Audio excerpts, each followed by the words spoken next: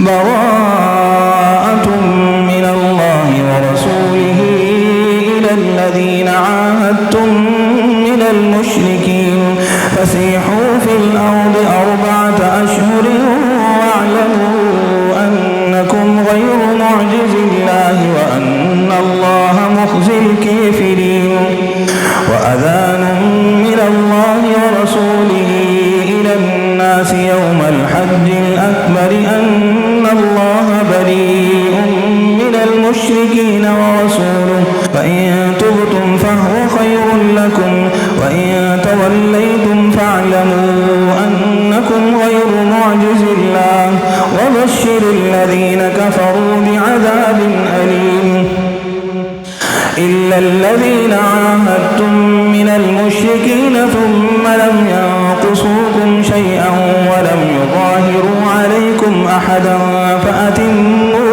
إليهم عهدهم إلى مدتهم إن الله يحب المتقين فإذا انسلخ الأشهر الحرم فاقتلوا المشركين حيث وجدتموهم وخذوهم واحصروهم وقعدوا لهم كل مرصد فإن تابوا وأقاموا الصلاة وآتوا الزكاة فخلوا سبيلهم إن الله غفور رحيم وإن أحد من المشركين استجارك فأجره حتى يسمع كلام الله ثم أبلغه مأمنه ذلك بأنهم قوم لا يعلمون كيف يكون للمشركين عهد عند الله وعند رسوله إلا الذين عاهدتم عند المسجد الحرام فما استقاموا لكم فاستقيموا لهم إن الله يحب المتقين كيف وإن يظهروا عليكم لا يرقبوا فيكم إلا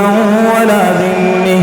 يرضونكم بأفواههم وتأبي قلوبهم وأكثرهم فاسقون اشتروا بآيات الله ثمنا قليلا فصدوا عن سبيله إنهم ساء ما كانوا يعملون لا يرقبون في مؤمن إلا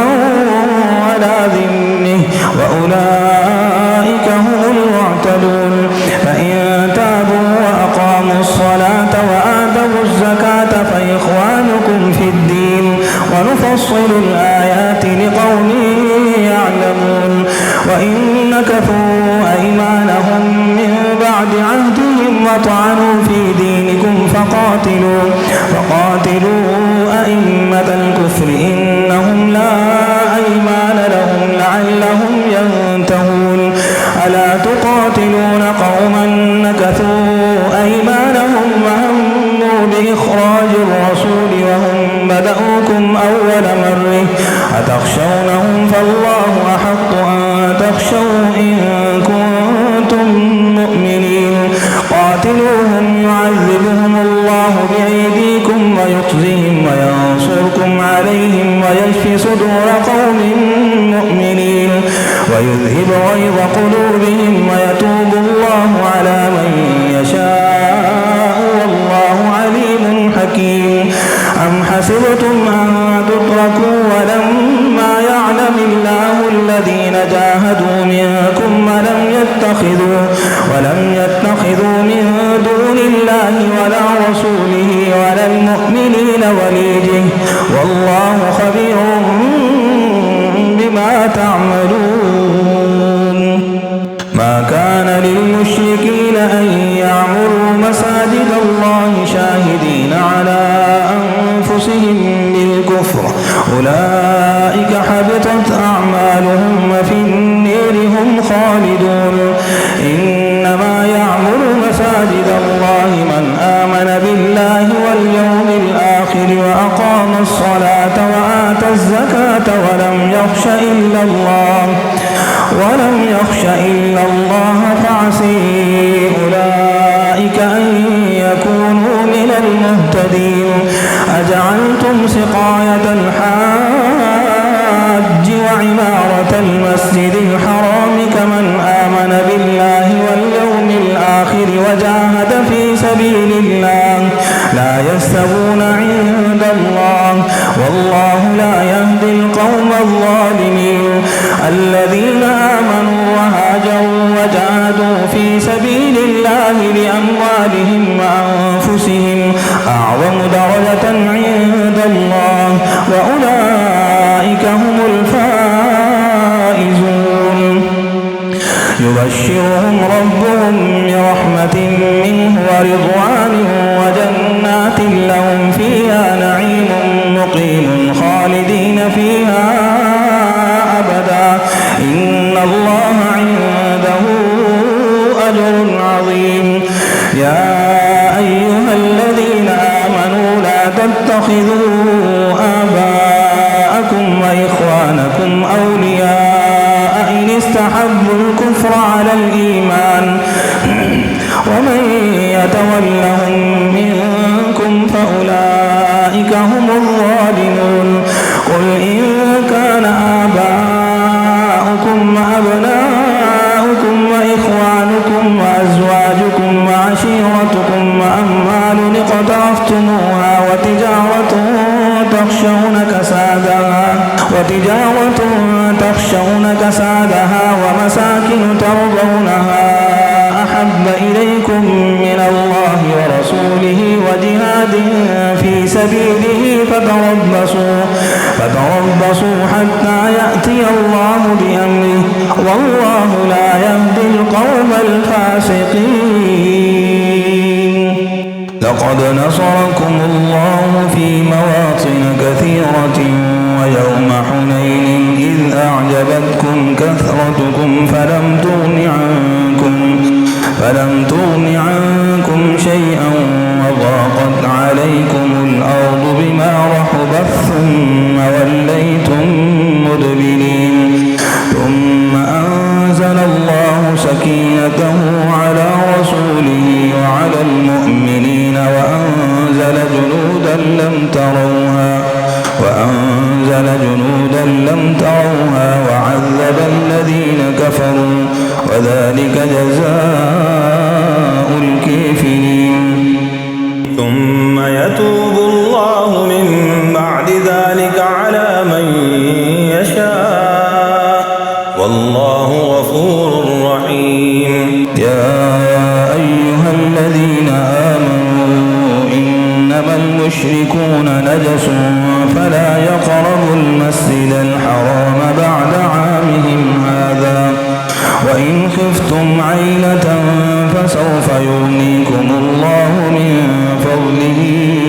إن شاء إن الله عليم حكيم قاتلوا الذين لا يؤمنون بالله ولا باليوم الآخر ولا يحرمون ما حرم الله ورسوله ولا يدينون دين الحق من الذين أوتوا الكتاب حتى يعطوا الجزية عن يد وهم صاغرون وقالت اليهود عزير ابن الله وقالت النصارى المسيح ابن الله ذلك قولهم بأفواههم يضاهون قول الذين كفروا من قبل قاتلهم الله أني يؤفكون اتخذوا أحبارهم ورهبانهم أربابا من دون الله والمسيح ابن مريم وما أمروا إلا ليعبدوا إلها واحدا لا إله إلا هو سبحانه عما يشركون يريدون أن يطفئوا نور الله بأفواههم ويأبى الله إلا أن يتم نوره ولو كره الكافرون هو الذي أرسل رسوله بالهدى ودين الحق ليظهره على الدين كله ولو كره المشركون يا أيها الذين آمنوا إن كثيرا من الأحبار والرهبان ليأكلون أموال الناس بالباطل ويصدون عن سبيل الله والذين يكنزون الذهب والفضة ولا ينفقونها في سبيل الله فبشرهم بعذاب عذاب أليم يوم يحمي عليها في نير جهنم فتكوي بها جباههم وجنوبهم وظهورهم هذا ما كنزتم لأنفسكم فذوقوا ما كنتم تكنزون إن عدة الشهور عند الله 12 شهرا في كتاب الله يوم خلق السماوات والأرض منها 4 حرم ذلك الدين القيم فلا تظلموا فيهن أنفسكم وقاتلوا المشركين كافة كما يقاتلونكم كافة واعلموا أن الله مع المتقين إنما النسيء زيادة في الكفر يضل به الذين كفروا يحلونه عاما ويحرمونه عاما ليواطئوا عدة ما حرم الله فيحلوا ما حرم الله زين لهم سوء أعمالهم والله لا يهدي القوم الكافرين يا أيها الذين آمنوا ما لكم إذا قيل لكم انفروا في سبيل الله اثاقلتم إلى الأرض أرضيتم بالحياة الدنيا من الآخرة فما متاع الحياة الدنيا في الآخرة إلا قليل إلا تنفروا يعذبكم عذابا أليما ويستبدل قوما غيركم ولا تضروه شيئا والله على كل شيء قدير إلا تنصروه فقد نصره الله إذ أخرجه الذين كفروا ثاني اثنين إذ هما في الغير إذ يقول لصاحبه لا تحزن إن الله معنا فأنزل الله سكينته عليه وأيده بجنود لم تروها وجعل كلمة الذين كفروا السفلي وكلمة الله هي العليا والله عزيز حكيم انفروا خفافا وثقالا وجاهدوا بأموالكم وأنفسكم في سبيل الله ذلكم خير لكم إن كنتم تعلمون لو كان عرضا قريبا وسفرا قاصدا لاتبعوك ولكن بعدت عليهم الشقة وسيحلفون بالله لو استطعنا لخرجنا معكم يهلكون أنفسهم والله يعلم إنهم لكاذبون عفى الله عنك لم أذنت لهم حتى يتبين لك الذين صدقوا وتعلم الكاذبين لا يستأذنك الذين يؤمنون بالله واليوم الآخر أن يجاهدوا بأموالهم وأنفسهم والله عليم بالمتقين إنما يستأذنك الذين لا يؤمنون بالله واليوم الآخر وارتابت قلوبهم فهم في ريبهم يترددون ولو أرادوا الخروج لأعدوا له عدة ولكن كره الله بعاثهم فثبتهم وقيل اقعدوا مع القاعدين لو خرجوا فيكم ما زادوكم إلا خبالا ولأوضعوا خلالكم يبغونكم الفتنة وفيكم سماعون لهم والله عليم بالظالمين لقد ابتغوا الفتنة من قبل وقلبوا لك الأمور حتى جاء الحق وظهر أمر الله وهم كارهون ومنهم من يقول ائذن لي ولا تفتني ألا في الفتنة سقطوا وإن جهنم لمحيطة بالكافرين إن تصبك حسنة تسؤهم وإن تصبك مصيبة يقولوا قد أخذنا أمرنا من قبل ويتولوا وهم فرحون قل لن يصيبنا إلا ما كتب الله لنا هو مولينا وعلى الله فليتوكل المؤمنون قل هل تربصون بنا إلا إحدى الحسنيين ونحن نتربص بكم أن يصيبكم الله بعذاب من عنده أو بأيدينا فتربصوا إنا معكم متربصون قل أنفقوا طوعا أو كرها لن يتقبل منكم إنكم كنتم قوما فاسقين وما منعهم أن يقبل منهم نفقاتهم إلا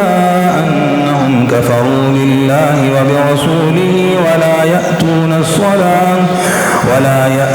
الصلاة إلا وهم كسالى ولا ينفقون إلا وهم كارهون فلا تعجبك أموالهم ولا أولادهم إنما يريد الله ليعذبهم بها في الحياة الدنيا وتزهق أنفسهم وهم كافرون ويحلفون بالله إنهم لمنكم وما هم منكم ولكنهم قوم يفرقون لو يجدون ملجأ أو مغارات أو مدخلا لولوا إليه وهم يجمحون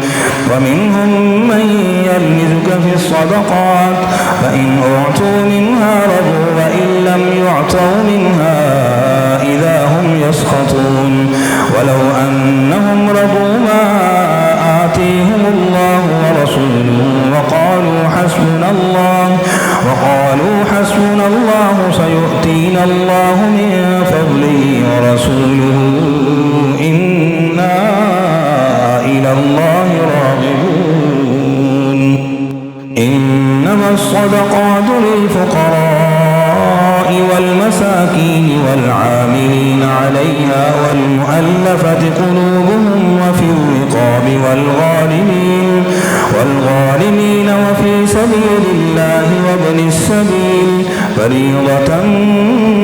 من الله والله عليم حكيم ومنهم الذين يؤذون النبي ويقولون هو أذن قل أذن خير لكم يؤمن بالله ويؤمن للمؤمنين ورحمة للذين آمنوا منكم والذين يؤذون رسول الله لهم عذاب أليم يحلفون بالله لكم ليرضوكم والله ورسوله أحق أن يرضوه إن كانوا مؤمنين ألم يعلموا أنه من يحادد الله ورسوله فأن له نار جهنم خالدا فيها ذلك الخزي العظيم يحذر المنافقون أن تنزل عليهم سورة تنبئهم بما في قلوبهم قل استهزئوا إن الله مخرج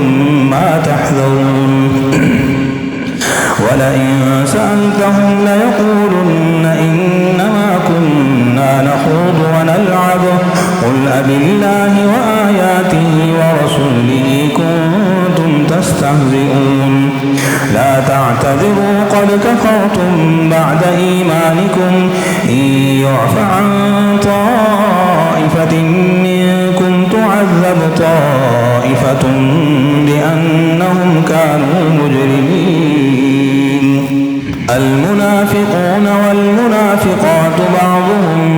من بعض يأمرون بالمنكر وينهون عن المعروف ويقبضون أيديهم نسوا الله فنسيهم إن المنافقين هم الفاسقون وعد الله المنافقين والمنافقات والكفار نار جهنم خالدين فيها هي حسبهم ولعنهم الله ولهم عذاب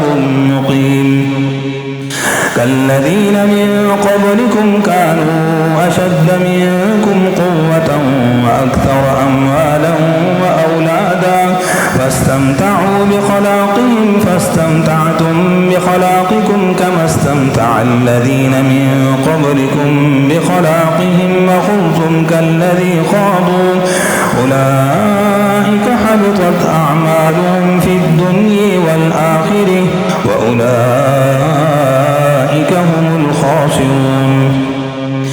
ألم يأتهم نبأ الذين من قبلهم قوم نوح وعاد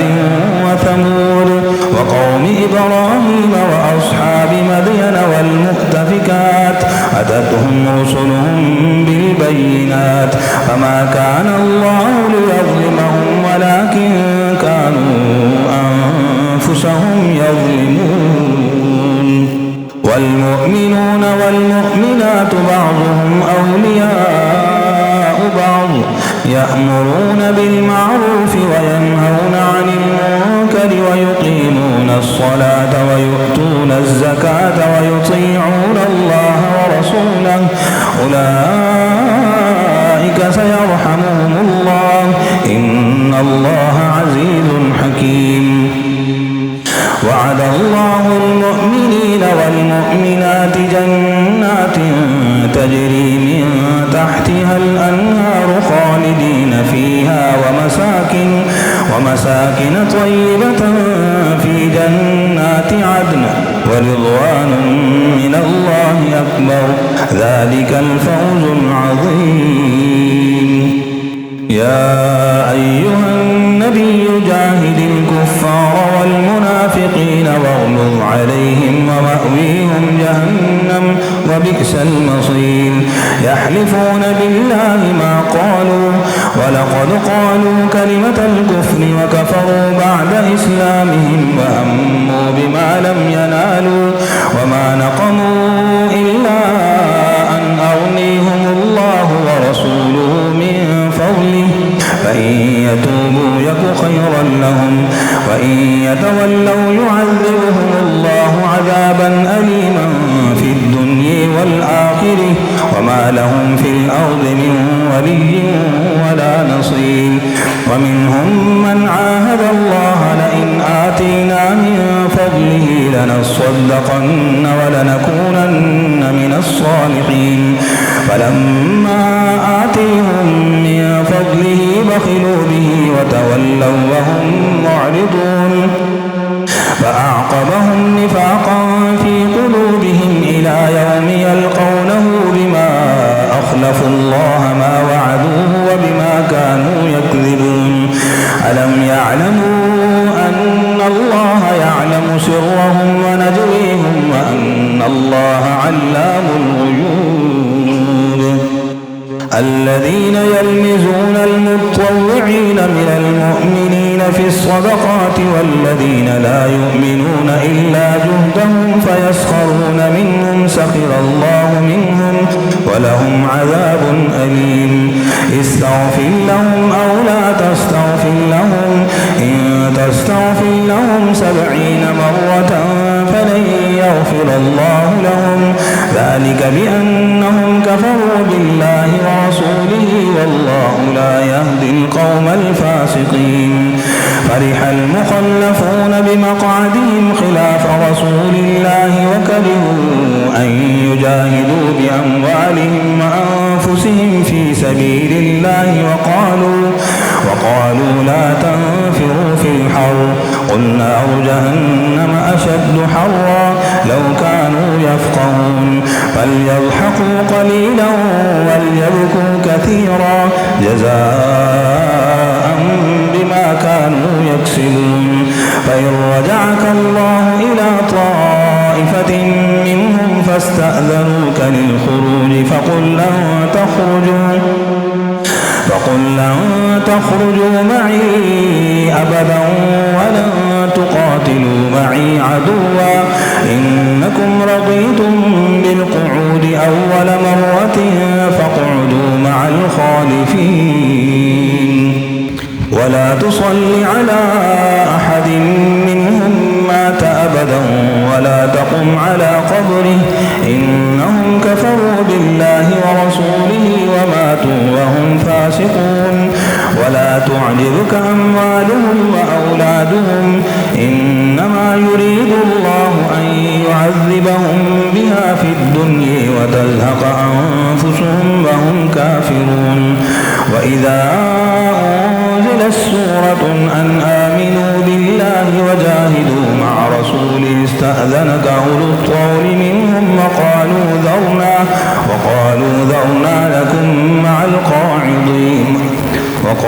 ذرنا لكم مع القاعدين رضوا بأن يكونوا مع الخوالف وطبع على قلوبهم فهم لا يفقهون. لكن الرسول والذين آمنوا معه جاهدوا بأموالهم وأنفسهم وأولئك لهم الخيرات وأولئك هم المفلحون. أعد الله لهم جنات تجري من تحتها الأنهار خالدين فيها ذلك الفوز العظيم. وجاء المعذرون من الأعراب ليؤذن لهم وقعد الذين كذبوا الله ورسوله سيصيب الذين كفروا منهم عذاب أليم. ليس على الضعفاء ولا على المرضى ولا على الذين لا يجدون ما ينفقون حرج إذا نصحوا لله ورسوله ما على المحسنين من سبيل والله غفور رحيم. ولا على الذين إذا ما أتوك لتحملهم قلت لا أجد ما أحملكم عليه تولوا وأعينهم تفيض من الدمع حزنا ألا يجدوا ما ينفقون. إنما السبيل على الذين يستأذنونك وهم أغنياء رضوا بأن يكونوا مع الخوالف وطبع الله على قلوبهم فهم لا يعلمون. يعتذرون إليكم إذا رجعتم إليهم قل لا تعتذروا لن نؤمن لكم قد نبأنا الله من أخبيركم وسيرى الله عملكم ورسوله ثم تردون إلى عالم الغيب والشهادة فينبئكم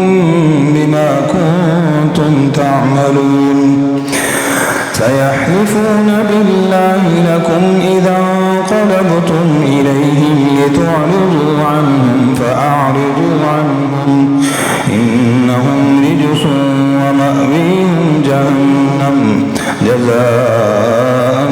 بما كانوا يكسبون. يحلفون لكم لترضوا عنهم فإن ترضوا عنهم فإن الله لا يرضي عن القوم الفاسقين. الأعراب أشد كفرا ونفاقا وأجدر ألا يعلموا حدود ما أنزل الله على رسوله والله عليم حكيم. ومن الأعراب من يتخذ ما ينفق مغرما ويتربص بكم الدوائر عليهم دائرة السوء والله سميع عليم. ومن الأعراب من يؤمن بالله واليوم الآخر ويتخذ ما ينفق قربات عند الله وصلوات الرسول ألا إنها قربة لهم سيدخلهم الله في رحمته إن الله غفور رحيم.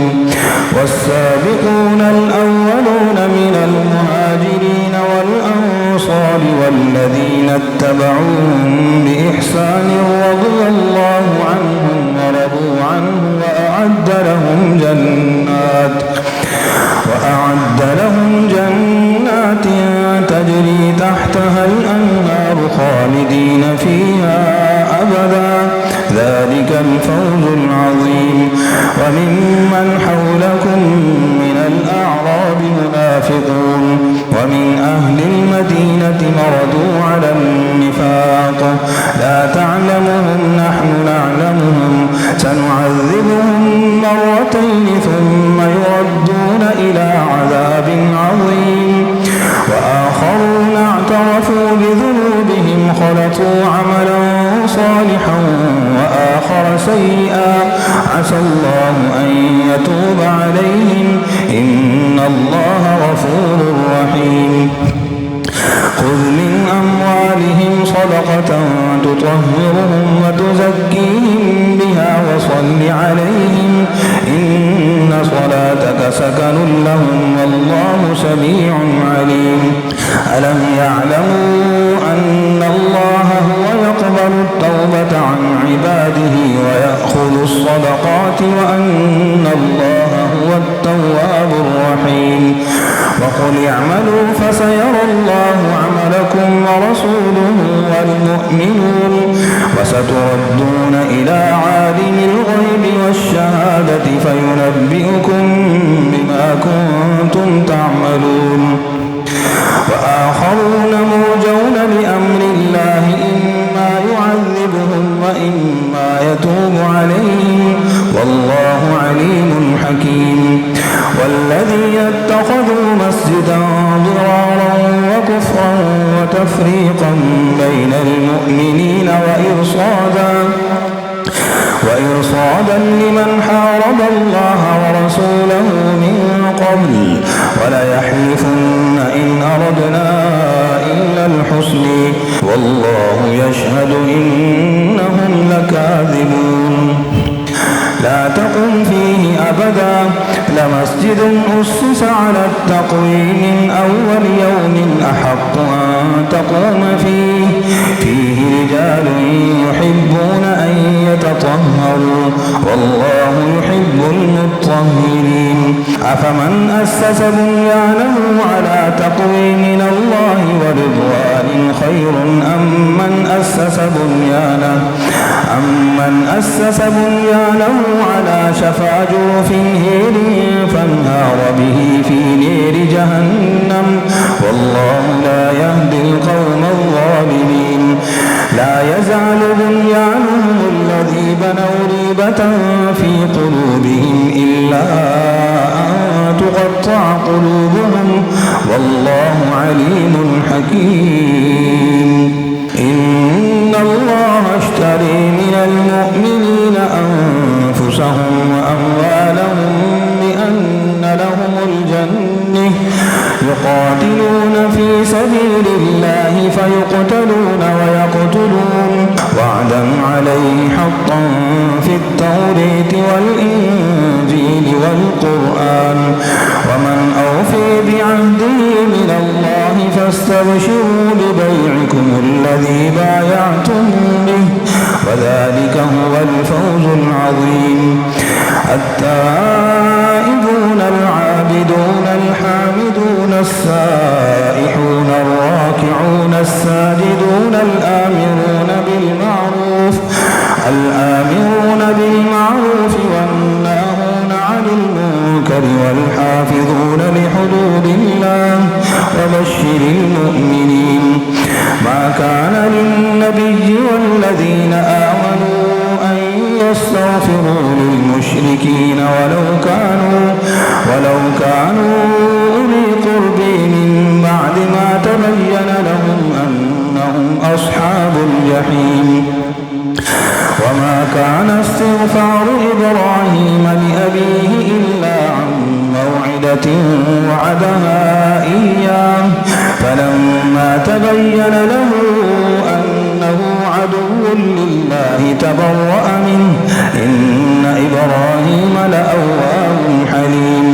وما كان الله ليضل قوما بعد إذ هديهم حتى يبين لهم ما يتقون إن الله بكل شيء عليم. إن الله له ملك السماوات والأرض يحيي ويميت وما لكم من دون الله من ولي ولا نصير. لقد تاب الله على النبي والمهاجرين والأنصار الذين اتبعوه في ساعة العسرة من بعد ما كاد تزيغ قلوب فريق منهم ثم تاب عليهم إنه بهم رءوف رحيم.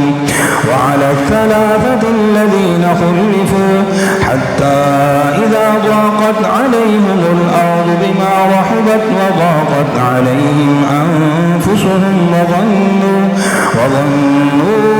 أن لا ملجأ من الله إلا إليه ثم تاب عليهم ليتوبوا إن الله هو التواب الرحيم يا أيها الذين آمنوا اتقوا الله وكونوا مع الصادقين ما كان لأهل المدينة ومن حولهم من الأعراب أن يتخلفوا عن رسول الله ولا يرغبوا بأنفسهم عن نفسه ذلك بأنهم لا يصيبهم ظمأ ولا نصب ولا مخمصة في سبيل الله ولا يطؤون موطئا يغيظ الكفار ولا ينالون من عدو نيلا إلا كتب لهم به عمل صالح إن الله لا يضيع أجر المحسنين ولا ينفقون نفقة صغيرة ولا كبيرة ولا يقطعون واديا إلا كتب لهم ليجزيهم الله أحسن ما كانوا يعملون وما كان المؤمنون لينفروا كافة فلولا نفر من كل فرقة منهم طائفة ليتفقهوا في الدين ولينذروا قومهم إذا رجعوا إليهم لعلهم يحذرون يا أيها الذين آمنوا قاتلوا الذين يلونكم من الكفار وليجدوا فيكم غلظة واعلموا أن الله مع المتقين وإذا ما أنزلت سورة فمنهم من يقول أيكم زادته هذه إيمانا فأما الذين آمنوا فزادتهم إيمانا وهم يستبشرون وأما الذين في قلوبهم مرض فزادتهم رجسا إلى رجسهم وماتوا وهم كافرون أولا يرون أنهم يفتنون في كل عام مرة أو مرتين ثم لا يتوبون ولا هم يذكرون وإذا ما أنزلت سورة نظر بعضهم إلى بعض هل يريكم من أحد ثم انصرفوا صرف الله قلوبهم بأنهم قوم لا يفقهون لقد جاءكم رسول من أنفسكم عزيز عليه ما عنتم حريص عليكم بالمؤمنين رءوف رحيم فإن تولوا فقل حسبي الله لا إله إلا هو عليه توكلت وهو رب العرش العظيم